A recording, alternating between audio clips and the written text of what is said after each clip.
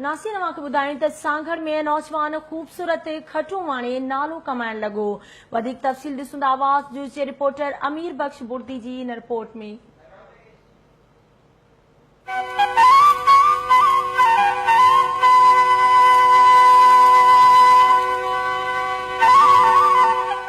चवंदा आहिनि त हुनरमंद माण्हू कॾहिं बि बुख नाहे मरंदो। हुनर आहे त सम्झो सभु कुझु आहे। अहिड़े तरह खटू वाइण बि हिकु क़िस्म जो आलिशान हुनर आहे जेको माण्हू पंहिंजे घर में वेही करे सघे थो। खटू वाइण जो हुनर सिंध में सदियुनि खां हलंदड़ आहे। अहिड़े तरह जो हुनर सांगड़ वेझो ॻोठ नज़र महमूद बुगटी जो रवायती आजिज़ बुगटी काफ़ी वक़्त खां करे रहियो आहे। जंहिंजूं वणियल खटूं ॾियां ॾे मशहूर आहिनि। माण्हू फरमाइश ते खटू अची वणाए वेंदा आहिनि।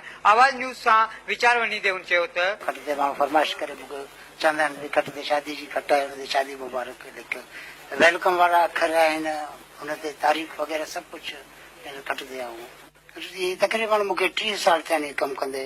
मुकमल खट जेका आहे असां वटि जेका हाला जी खट आहे उहा 14,000 में तयारु थींदी आहे। आजिज़ बुगटी जे वाणियल खटनि में गुलनि वारी खट, वेलकम खट, भली करे टुकनि वारी खट माण्हू तमामु घणो पसंदि कंदा आहिनि। अहिड़े हुनर जे बारे में प्रोफेसर नवाज़ कुंबर आवाज़ टीवी सां पंहिंजा वीचार हिन तरह सां वंडिया आहिनि। उहा सिंध जेका हुनरनि जे हवाले सां सुञाती वेंदी हुई उहे त उहा सिंध त तक़रीबन ख़तम थी वई ऐं हुनरनि जो ज़वाल 47 खां पोइ त वधीक तेज़ी सां आयो।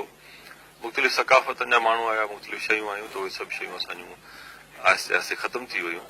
पर कुझु अहिड़ा माण्हू अञा बि आहिनि जेके उन शौक़ खे, उन हुनर खे, उन फन खे अञा जारींदा अचनि। सरकार खे घुर्जे त अहिड़े क़िस्म जे हथ जे हुनरनि लाइ इदारा क़ाइमु करे उन्हनि खे हथी ॾिनी वञे त जीअं उहे पंहिंजे पेरनि ते बीह सघनि। अमीर बख्श बुर्दी आवाज़